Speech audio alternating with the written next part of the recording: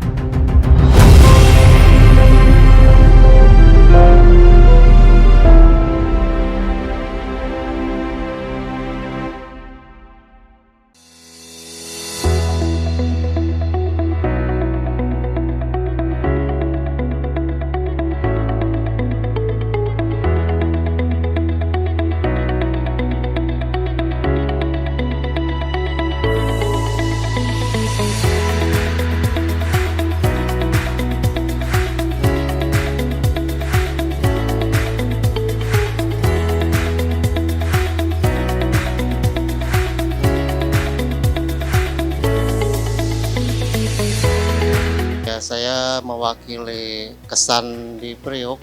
Saya nama Sony. Sangat bersyukur buat PSG ya, yang begitu peduli buat kami semua di Kesan Priok. Semuanya yang terlibat, kami mengucapkan terima kasih. Kami dari Jemaat Priok mengucapkan banyak terima kasih kepada PSG MDC Jakarta dan Jemaat MDC. Kami mengucapkan banyak terima kasih untuk bantuannya untuk kami. Terima kasih.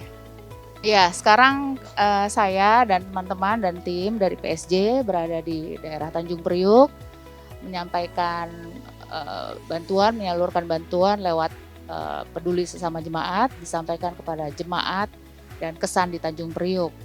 Dan terima kasih untuk jemaat yang sudah terlibat. Kami bersyukur biarlah apa yang sudah jemaat sampaikan menjadi berkat buat banyak orang, dan kita terus akan saling memperhatikan, saling mendoakan, dan biar sampai lewat masa ini semua bisa saling memberkati dan saling mendoakan. Terima kasih untuk keterlibatan jemaat. Tuhan Yesus memberkati.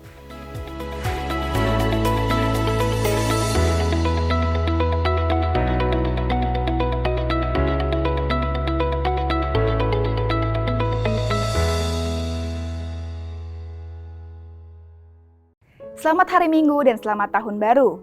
Hari ini adalah minggu pertama kita beribadah di tahun 2021. Tentu saja oleh karena kasih dan anugerah Tuhan. Bulan ini tema kita adalah Alive, tema yang akan menuntun kita mengalami kebangunan rohani baik secara pribadi maupun bersama-sama. Tema hari ini adalah Heart Revival atau kebangkitan hati yang akan disampaikan oleh Pendeta Lukito Budiharjo. Dan setelah firman Tuhan, kita akan mengadakan perjamuan kudus. Mohon jemaat dapat mempersiapkan roti dan anggur perjamuan kudus masing-masing. Selamat mengikuti ibadah online MDC Jakarta. Tuhan Yesus memberkati. Selamat tahun baru Bapak Ibu Saudara. Kita percaya hari ini kita akan mengalami berkat-berkat Tuhan. Tahun ini kita akan mengalami berkat Tuhan yang semakin melimpah lagi. Haleluya, kita mau puji Dia, kita mau tinggikan Dia. Karena Dia Allah yang sudah memberkati kita. Haleluya, terima kasih Tuhan. Mari kita bersuka cita.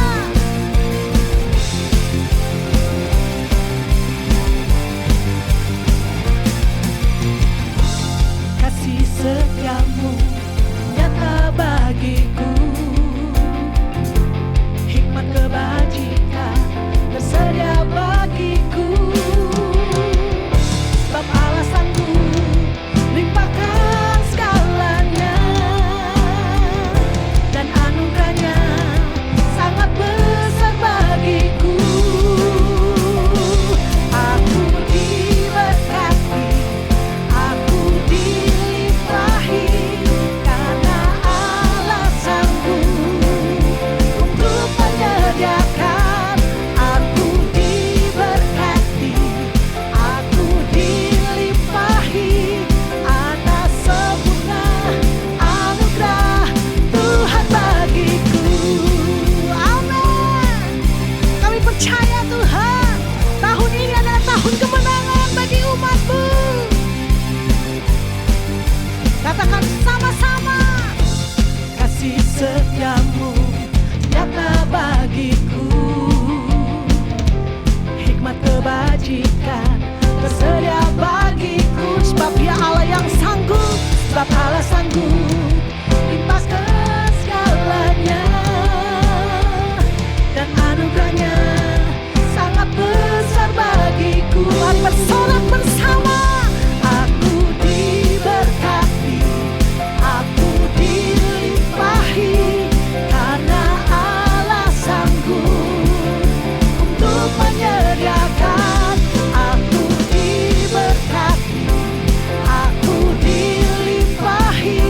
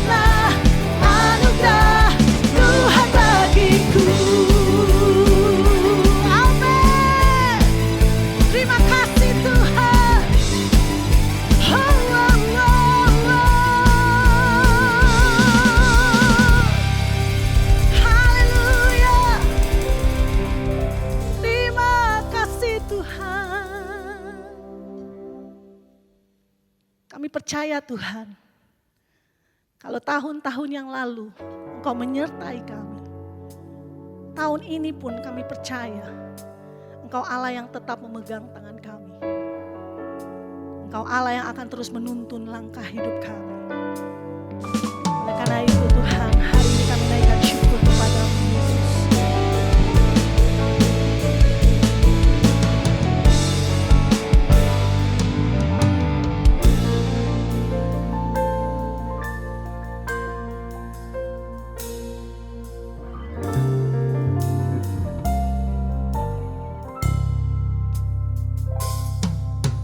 Dalam setiap langkahku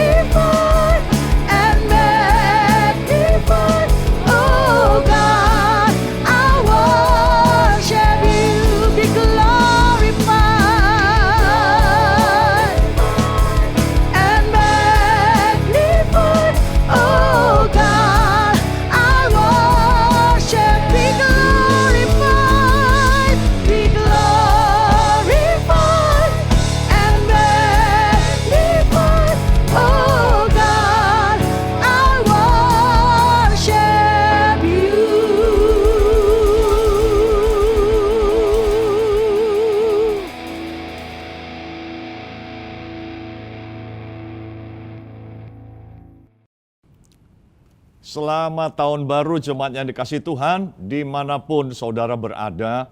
Kita sudah memasuki minggu yang pertama di tahun yang baru ini, yaitu tahun 2021. Tahun 2020 yang lalu adalah tahun yang sangat berat. Seluruh dunia menghadapi pandemi COVID-19 dan mengalami tekanan yang sangat berat. Namun kita berhasil melewati tahun 2020 dan kita juga menyadari ada penyertaan Tuhan ketika kita menghadapi masa-masa yang berat seperti itu. Ada di antara kita teman-teman yang kehilangan orang yang paling dikasihinya. Namun Tuhan memberikan kekuatan, Tuhan memberikan pertolongan.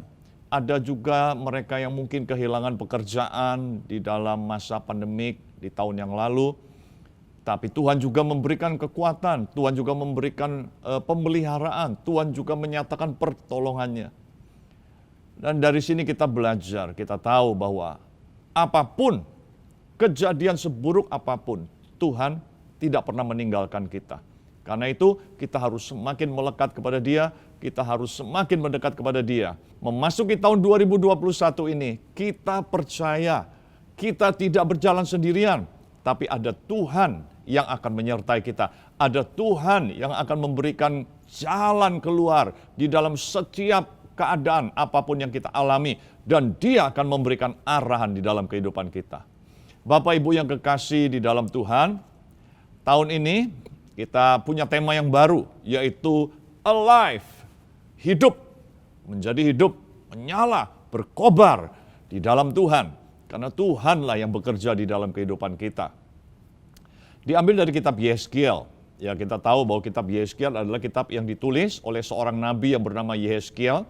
Dan ini adalah masa di mana bangsa Israel berada di pembuangan di dalam kerajaan Babel, kerajaan Babilonia. Nah, karena tekanan yang begitu berat, karena suasana yang mereka dalam keadaan di pembuangan, sehingga bangsa Israel mulai kehilangan semangat. Mereka mulai kehilangan pengharapan. Mereka menantikan kapan Tuhan akan memulihkan kami. Dan disitulah Tuhan menyampaikan firman-Nya kepada Nabi Yehezkiel atau melalui Nabi Yehezkiel bagi bangsa Israel, orang-orang Yehuda yang ada di kerajaan Babel. Nah, kita akan melihat dari Yehezkiel pasal yang 36, Yehezkiel pasal yang ke-37, dan Yehezkiel pasal yang ke-47. Sepanjang bulan ini, kita akan mempelajari 3 hal ini yang akan kita bahas, yaitu yang pertama personal revival. Itu akan dilihat di dalam Yehezkiel pasal 36. Kemudian juga kita akan membahas tentang community revival. Bagaimana Tuhan bekerja dan membawa pemulihan di dalam Yehezkiel pasal yang ke-37. Dan juga society revival. Bagaimana Tuhan melakukan transformasi, melakukan satu pembaharuan, perubahan di lingkungan yang ada, yang akan kita pelajari dari Yehezkiel pasal yang ke-47.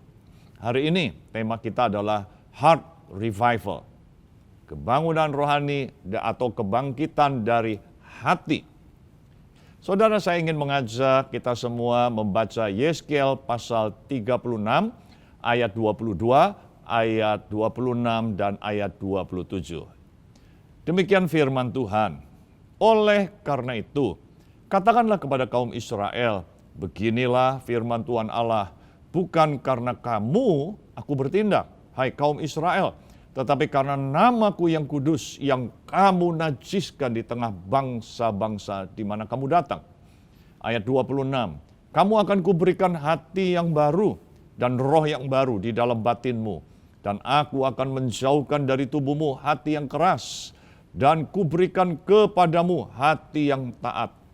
Rohku akan kuberikan diam di dalam batinmu, dan aku akan membuat kamu hidup menurut segala ketetapanku, dan tetap berpegang pada peraturan-peraturanku dan melakukannya.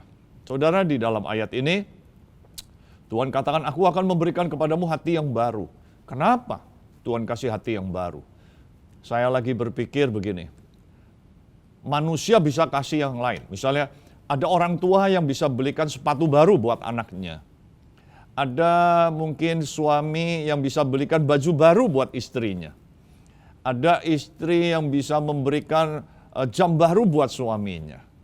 Ada ya macam-macam lah, orang memberikan hadiah yang baru buat yang lain. Tapi tidak ada seorang pun manusia yang bisa memberikan hati yang baru. Kenapa? Karena nggak mungkin. Manusia tidak akan bisa mengubah hati seseorang. Manusia tidak akan pernah bisa memberikan hati yang baru. Hanya Tuhan yang bisa melakukan hal itu. Tuhan memberikan hati yang baru. Nah pertanyaannya begini, kenapa Tuhan memberikan hati yang baru? Kenapa Tuhan tidak memberikan berkat yang lainnya? Kenapa Tuhan nggak memberikan yang lain-lainnya? Tapi Tuhan langsung dia berikan hati yang baru. Saudara, Tuhan tahu bahwa hidup kita ini sangat dipengaruhi oleh apa? Hati kita. Hidup kita ini sangat dipengaruhi oleh suasana hati kita. Salah satu contoh. Misalnya, di depan kita dihidangkan makanan yang sangat enak, sangat lezat. Wah, kita suka makanan itu. Tapi sebelum kita mau pergi ke restoran ya makanannya enak sekali. Sebelum atau dalam perjalanan kita menuju restoran, terjadi konflik, saudara, ribut. Hati kita kecewa, marah. Saudara, apa yang terjadi? Kita sampai di restoran, makanannya keluar, udah nggak jadi enak lagi, saudara. Kenapa? Karena suasana hati kita udah dalam keadaan kacau, kesel, keki, marah, jengkel. Rasanya kita nggak mau lama-lama di situ, pengen pulang. Kenapa? Karena makanan yang lezat pun berubah menjadi kelihatan nggak enak. Padahal makanannya nggak berubah, tetap lezat. Tapi karena hati kita yang berubah, hati kita lagi penuh dengan kekecewaan, hati kita lagi marah, makanannya jadi kelihatan tidak enak. Nggak ada selera, seleranya hilang. Di sini kita lihat, hati punya peranan yang sangat besar dalam hidup kita. Saya pernah mendengar suami istri cerita pengalaman mereka. Dia bilang, Pak, lucu Pak, kami punya pengalaman, mahal Pak pengalamannya. Apa? Saya bilang, kami satu kali tur ke Eropa. Kita senang-senang Pak pergi ke Eropa. Nah satu kali besoknya kami ada di pegunungan di Austria. Dan itu pemandangannya bagus sekali Pak, dia bilang. Tapi pada waktu kami mau berangkat tur, habis breakfast kami kembali ke kamar, kami konflik. Suami istri ini konflik, saudara. Ribut. Wah, ributnya besar, dia bilang. Saudara, mereka bilang apa? Sepanjang perjalanan pada hari itu kami dilewati tempat-tempat yang indah, tempat yang menarik. Udah Pak, nggak jadi menarik Pak. Hilang semua daya tariknya. Suasana yang begitu bagus, pemandangannya begitu bagus, hilang Pak. Kenapa? Karena hati kami jengkel, hati kami kesel. Dan itu hanya bisa dipulihkan ketika kami kembali di hotel, kami sadar, akhirnya kami rekonsiliasi, kami saling memaafkan, kami minta maaf, pulih, baru besoknya kami bisa menikmati lagi tur kami dalam perjalanan itu. Saudara, kita lihat, pemandangan yang indah, yang menarik, berubah tidak menarik lagi kalau hatinya dalam keadaan kacau. Makanan yang lezat, tidak lagi kelihatan menjadi lezat, kita kehilangan selera makan ketika hati kita juga kacau. Dari situ kita tahu bahwa hati punya peranan yang sangat penting. Itu sebabnya Tuhan tidak memberkati kita dengan berkat-berkat yang lainnya sebelum hati kita diubah. Tuhan tahu Dia mau kepada akar dari permasalahan dalam hidup kita. Akar sumber kehidupan dalam kehidupan kita, yaitu apa? Hati. Amsal pasal yang keempat dikatakan, jagalah hatimu dengan segala kewaspadaan, karena dari sanalah terpancar apa? Kehidupan. Kalau Tuhan bekerja, Dia bekerja langsung kepada akarnya. Dia bukan bekerja kepada bagian luar, bagian atas, bagian permukaan. Dia bekerja langsung kepada sumber permasalahannya, yaitu apa? Hati. Karena itu, kepada bangsa Israel yang berada di pembuangan, yang berada di Babel, yang mereka lagi kehilangan semangat karena tantangan yang berat, karena berada di negeri asing, dalam banyak pergumulan permasalahan yang mereka alami, Tuhan yang pertama memperbaharui hati mereka. Bapak Ibu yang kekasih, kita menyadari di dalam tekanan yang berat seringkali hati kita bisa menjadi lemah. Hati kita bisa menjadi galau. Hati kita bisa menjadi penuh dengan kekecewaan. Bahkan iman kita pun bisa menjadi merosot. Bahkan iman kita pun bisa menjadi pudar. Karena itu, izinkan Tuhan memperbarui kehidupan kita. Nah, dari ayat yang tadi kita baca di dalam Yeskiel pasal 36, ayat 22, 26, dan 27, kita akan melihat 3 hal, yaitu yang pertama. Ayat 22 mengatakan begini, bukan karena kamu aku bertindak. Nah, perhatikan baik-baik. Bukan karena kamu aku bertindak, hai kaum Israel, tetapi karena namaku yang kudus. Jadi saudara, ketika Tuhan melakukan pembaharuan, bukan karena bangsa Israel, karena Israelnya dia berubah menjadi baik, karena Israelnya berubah mencari Tuhan, bukan. Tapi karena Tuhan mau menguduskan namanya. Jadi saudara, dari sini kita melihat, kalau pemulihan Tuhan kerjakan dalam hidup kita, inisiatifnya itu datangnya dari Tuhan, bukan dari kita. Inisiatifnya dari Tuhan. Dari sini kita tahu bahwa semata-mata adalah kasih karunia Tuhan. Saya jadi teringat pada waktu saya bertobat dulu. Saat itu saya dalam keadaan yang down, saya lagi marah sama Tuhan, saya lagi kecewa sama Tuhan. Tapi herannya, walaupun saya lagi marah sama Tuhan, saya lagi kecewa sama Tuhan, tapi Tuhan berinisiatif karena kasih-Nya, Dia tetap datang dan mengubahkan hidup saya. Sekarang saya semakin mengerti kenapa hari itu saya bisa berubah, kenapa hari itu akhirnya saya bisa percaya kepada Yesus, itu semata-mata karena kasih karunia Tuhan. Sehingga Tuhan menganugerahkan anugerah keselamatan, Dia mengubah hati saya, sehingga hari itu saya membuka hati saya, percaya kepada Yesus. Jadi yang pertama kita tahu bahwa Tuhan mengubah kita, supaya melalui hidup kita, nama Tuhan dimuliakan.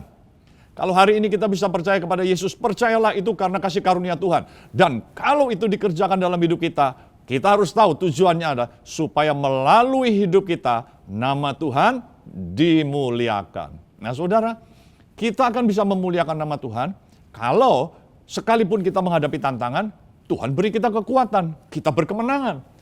Kita akan memuliakan nama Tuhan, sekalipun kita menghadapi keadaan yang sulit, kita tidak putus asa. Tetap ada sukacita, tetap ada iman, tetap ada kedamaian, damai sejahtera. Sehingga orang bisa lihat, wow, ini orang beda, ini orang lain. Kenapa?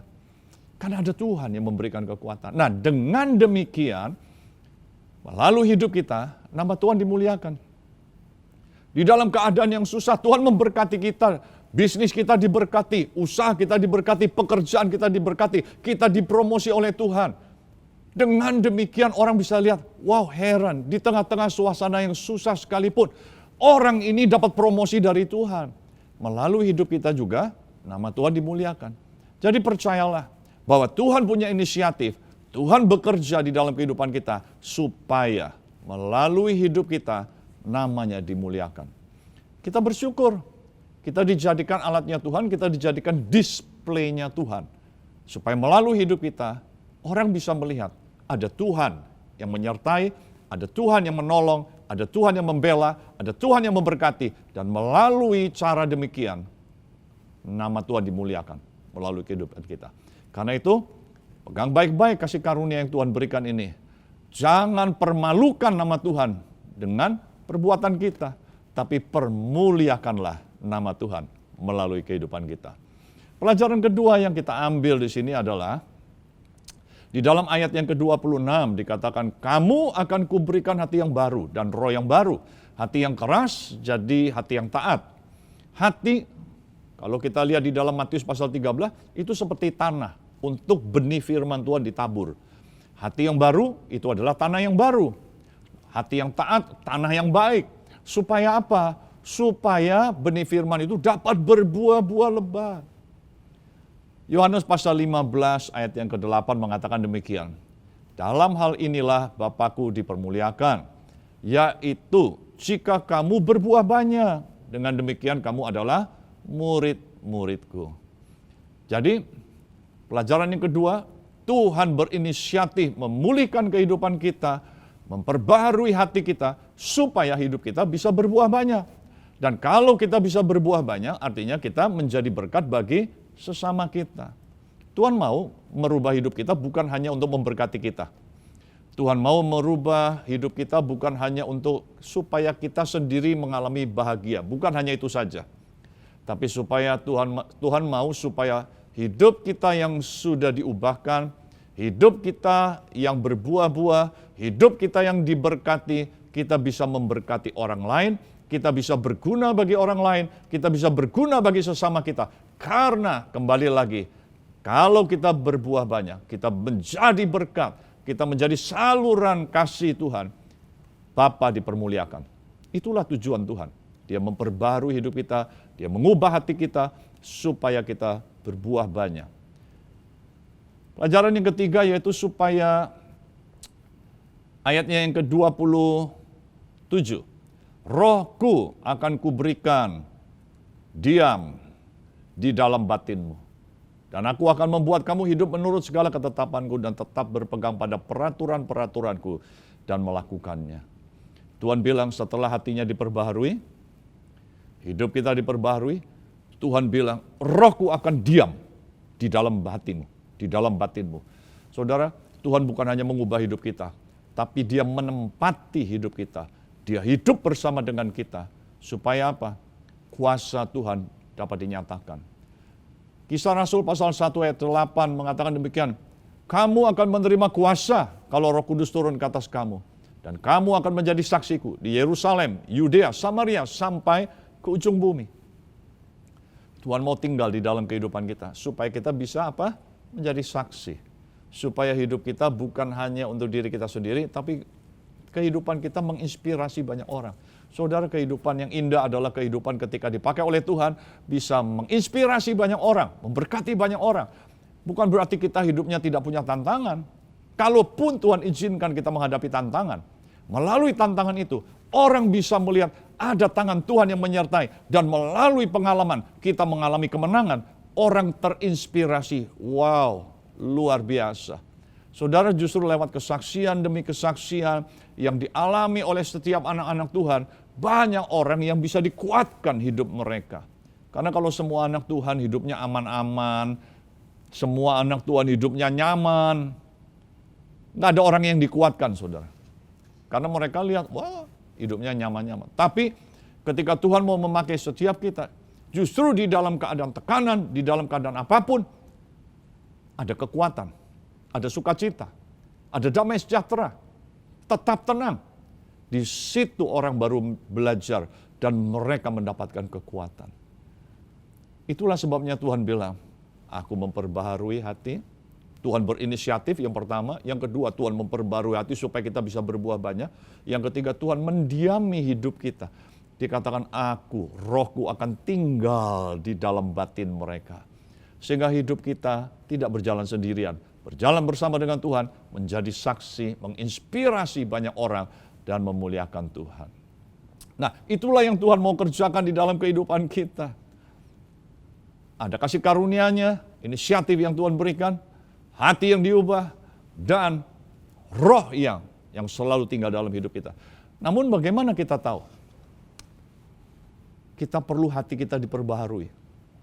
Saudara, di tengah-tengah pandemi COVID ini saya sudah dites atau dicek swab test sebanyak 2 kali, swab antigen. Untuk apa? Untuk cek apakah saya ini terpapar virus COVID-19 atau tidak. Nah, kalau untuk COVID-19, kita tahu ada ceknya. Kita bisa swab PCR atau swab antigen, sehingga kita bisa tahu. Karena ada OTG kan, istilah OTG, orang tanpa gejala. Dia nggak sadar. Dia pikir dia sehat, tanpa disadari ternyata dia terpapar virus corona. Nah saudara, kalau untuk corona atau untuk COVID-19, ada alat tesnya. Lalu untuk ngetes hati kita gimana? Untuk mengevaluasi hati kita bagaimana? Supaya kita tahu bahwa kita perlu pemulihan hati. Bahwa kita perlu mengalami jamahan Tuhan. Biar Tuhan merubah hati kita. Gimana caranya? Ada 3 yang secara simpel, secara umum. Yaitu yang pertama, kita mesti bertanya sama diri kita. Sebenarnya pusat hidup kita ini ke siapa? Apakah hati kita masih berpusat ke Tuhan atau tidak? Dari mana kita tahu? Dari aktivitas hidup kita. Aktivitas hidup kita ini menunjukkan pusat hati kita itu kemana. Kalau kita bisa bangun pagi bela-belain untuk olahraga, kita udah tahu. Tapi untuk doa kita nggak pernah bisa bangun pagi. Kalau untuk olahraga, wah kita semangat sekali. Bangun pagi nggak ada masalah, saudara. Tidur sampai jauh malam pun nggak ada masalah. Tapi kalau untuk doa, baru 5 menit, 10 menit aja kita udah ngantuk, saudara. Dari situ kita udah tahu hati kita ini kemana. Nah, kita perlu uji. Bahkan di dalam Matius pasal 6 ayat 21, Tuhan bilang begini, karena di mana hartamu berada, di situ hatimu berada. Wow, dari cara kita hidup, kemana kita spending pengeluaran kita, itu juga menunjukkan hati kita ini tertuju kemana.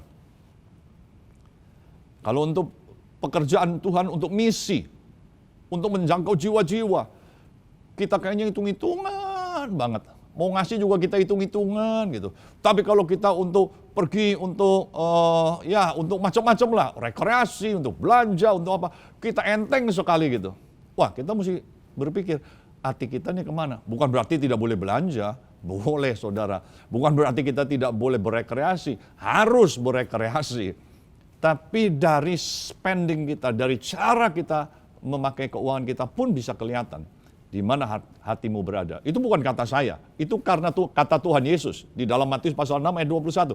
Karena di mana hartamu berada, di situ hatimu berada. Jadi yang pertama evaluasinya gimana? Kita perlu evaluasi, kita introspeksi diri kita. Sebenarnya aktivitas saya sehari-hari ini menunjukkan pusat hidup saya siapa? Pusat hidup kita ini siapa? Pusat hidupnya saya, aku, atau pusat hidupnya Tuhan? Jadi hati-hati. Nah, kita bisa menguji dengan demikian. Yang kedua adalah, apakah kita di dalam mengikut Tuhan sepenuh hati atau setengah hati?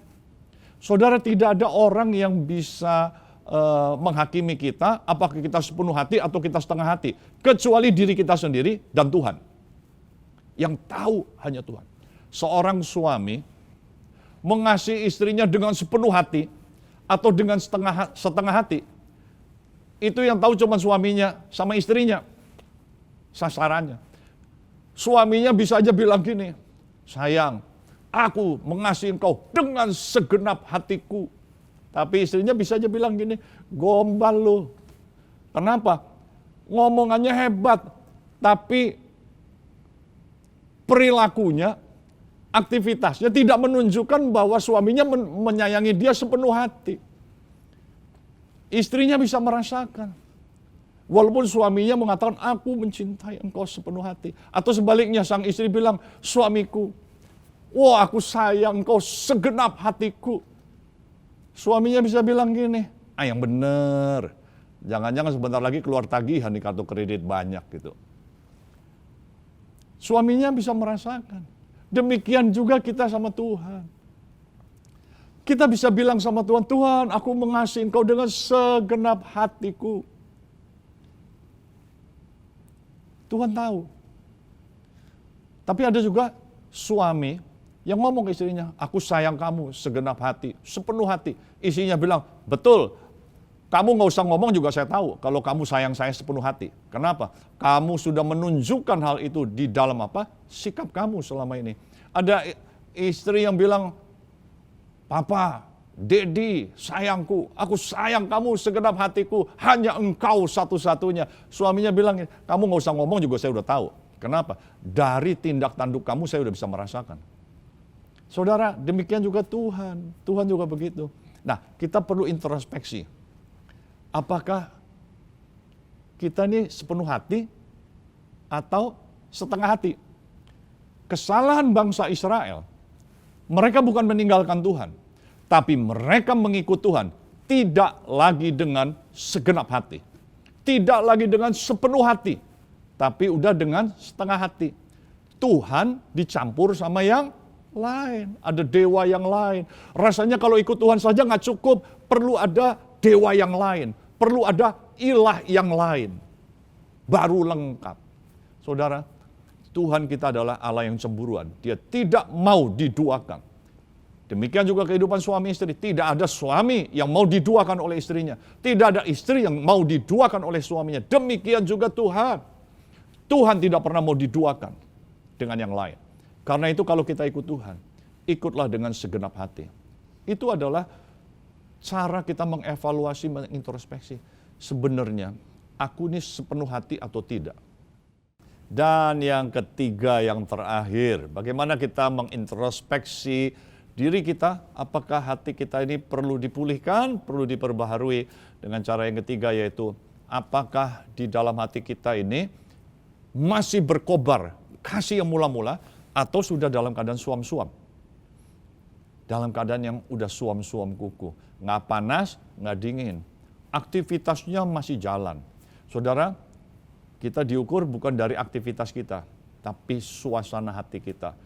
Kepada jemaat di Efesus dalam kitab Wahyu pasal yang kedua, Tuhan bilang, aku tahu perbuatanmu, aku tahu segala jerih payahmu, aku tahu engkau rajin, engkau sungguh-sungguh, ketekunanmu, dipuji Tuhan semua. Tapi satu, tapi aku mencela engkau. Kenapa? Karena engkau telah meninggalkan kasihmu yang semula. Saudara, kita semua tahu, kalau kita sedang dilanda cinta yang pertama, berkobar, kasih mula-mula, wow, luar biasa. Semua jadi beda, makan beda. Sehingga ada nyanyian kan, waktu makan, ingat kamu. Waktu tidur, ingat kamu. Itu alias nggak tidur, bagaimana dia tidur ingat kamu gitu ya. Jadi artinya waktu tidur ingat kamu, waktu pergi ingat kamu, waktu jalan ingat kamu, apa-apa ingat kamu. Itu ciri-ciri orang yang apalagi hatinya berkobar.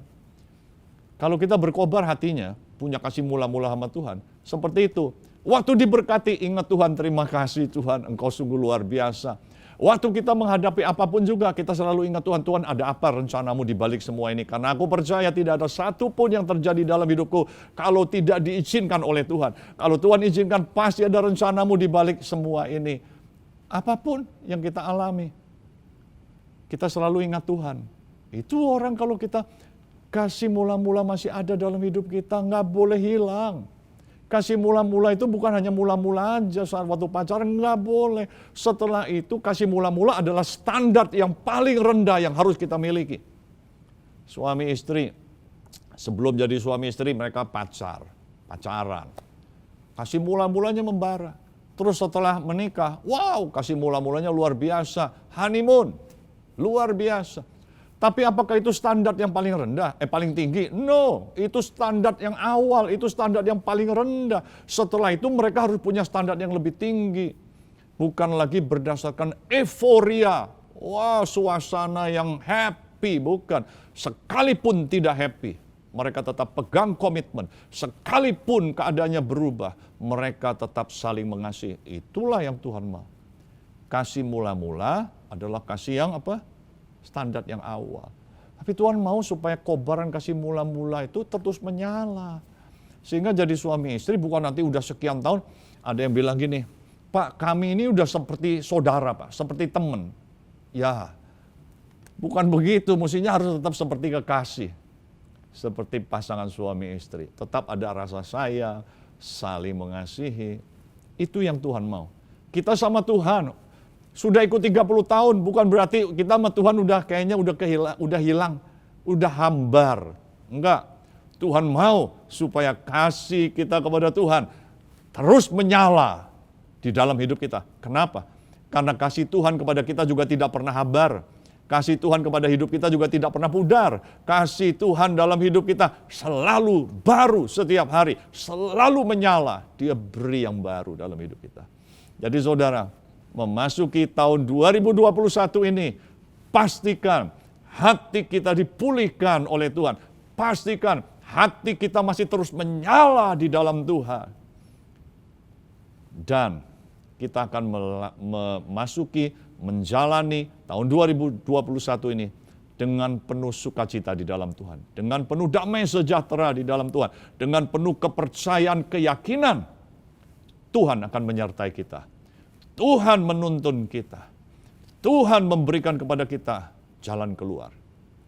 Dan percaya di tahun 2021 ini, ada banyak surprise yang akan Tuhan kerjakan. Ada banyak pembaharuan yang akan Tuhan kerjakan.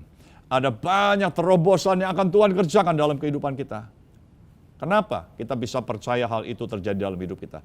Supaya melalui hidup kita, nama Tuhan dimuliakan. Supaya melalui pengalaman-pengalaman yang kita alami, Kita menjadi displaynya Tuhan.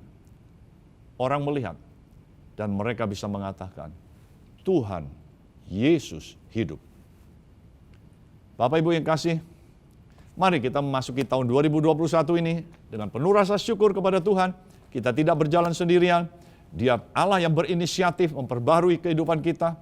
Dia Allah yang mengubah hati kita menjadi hati yang penuh dengan sukacita, hati yang taat sama Tuhan, hati seperti tanah yang baik, supaya kita bisa berbuah-buah banyak. Dan Dia adalah Allah yang diam di dalam batin kita, diam di dalam hati kita, diam di dalam hidup kita. Sehingga hidup kita betul-betul mengalami anugerah Allah, kasih karunia Tuhan, pengalaman-pengalaman yang indah terjadi di dalam hidup kita. Mari kita berdoa, kita mensyukuri tahun yang sudah kita lalui di tahun 2020 yang lalu, dan kita dengan iman memasuki tahun 2021 bahwa Tuhan akan memberikan satu kehidupan yang alive, hidup, berkobar, menyala di dalam hidup kita. Bapa, kami mengucap syukur untuk hari ini. Kami sudah memasuki di tahun yang baru dengan semangat yang baru, dengan kebenaran firman-Mu yang menyatakan kepada kami, mengingatkan kepada kami, Engkau adalah Allah yang peduli akan hidup kami. Allah yang berinisiatif dalam hidup kami. Allah yang selalu membarui hidup kami. Allah yang mau supaya melalui hidup kami, nama Tuhan dimuliakan. Terima kasih. Kalau ada di antara Bapak Ibu Saudara, ketika engkau mendengarkan firman Tuhan pada hari ini, dan engkau tahu bahwa engkau perlu mengalami pembaharuan hati. Engkau rindu supaya hatimu diperbarui oleh Tuhan. Taruh tangan kananmu di dadamu dan katakan, Tuhan, aku mau. Perbarui hatiku. Kalau hatiku selama ini penuh dengan kekecewaan, kalau hatiku penuh dengan ketakutan, dengan kekhawatiran, kalau hatiku penuh dengan kekecewaan, Tuhan, perbarui hatiku hari ini. Dan aku percaya, Tuhan, Engkau mendengar doaku. Engkau mengubah hatiku, Engkau memperbarui hatiku, dan Engkau membuat hidupku become alive, menyala, berkobar, hidup di dalam Engkau. Terima kasih ya Tuhan. Kami sungguh bersyukur kepadamu, meteraikan kebenaran firman-Mu di dalam hati, dalam pikiran kami, dan biarlah kami menjalani setiap firman Tuhan dengan penuh rasa syukur. Di dalam nama Tuhan Yesus kami bersyukur kepadamu. Amin.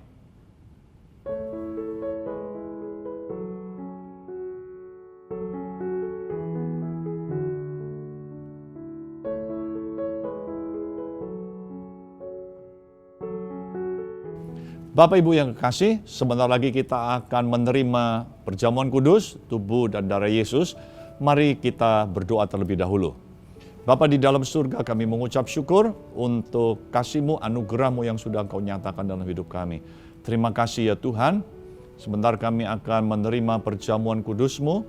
Kuduskanlah roti dan anggur ini agar menjadi perjamuan yang kudus di hadapan-Mu. Dan kami juga menyiapkan hati kami untuk menerima tubuh dan darah Yesus. Terima kasih Tuhan. Di dalam nama Yesus kami berdoa. Amin. Bapak Ibu, mari kita pegang tubuh Tuhan dengan tangan kanan kita dan kita angkat ke atas. Inilah tubuh Yesus. Tubuh yang telah dipecahkan bagi kita semua. Dan karena tubuhnya yang dipecahkan, kita yang terpecah-pecah disatukan di dalam Yesus. Mari kita makan tubuh Tuhan di dalam nama Tuhan Yesus Kristus. Kita makan bersama-sama.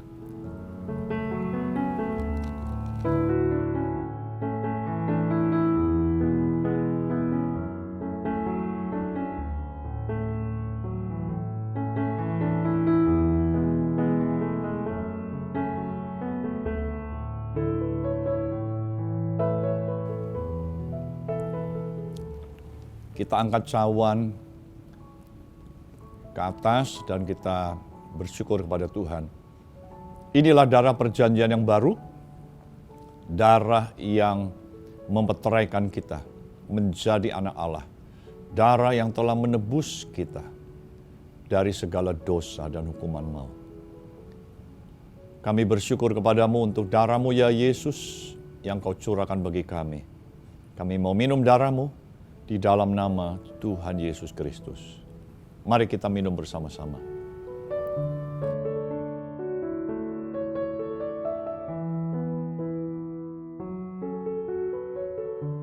Kita mengucap syukur kepada Tuhan untuk kasih Yesus yang begitu besar sehingga Dia mengorbankan hidupnya bagi kita. Terima kasih ya Tuhan untuk kasih-Mu yang begitu ajaib. Sehingga ketika kami jauh, ketika kami berdosa, Tuhan karena kasih-Mu yang besar, Engkau datang menyelamatkan kami. Terima kasih untuk kasih-Mu. Terima kasih untuk pengorbanan-Mu. Terima kasih untuk keselamatan yang Kau berikan. Di dalam nama Tuhan Yesus kami bersyukur. Amin. Saya percaya firman Tuhan dalam ibadah hari ini membuat kita menjalani tahun ini dengan penyertaan Roh Kudus.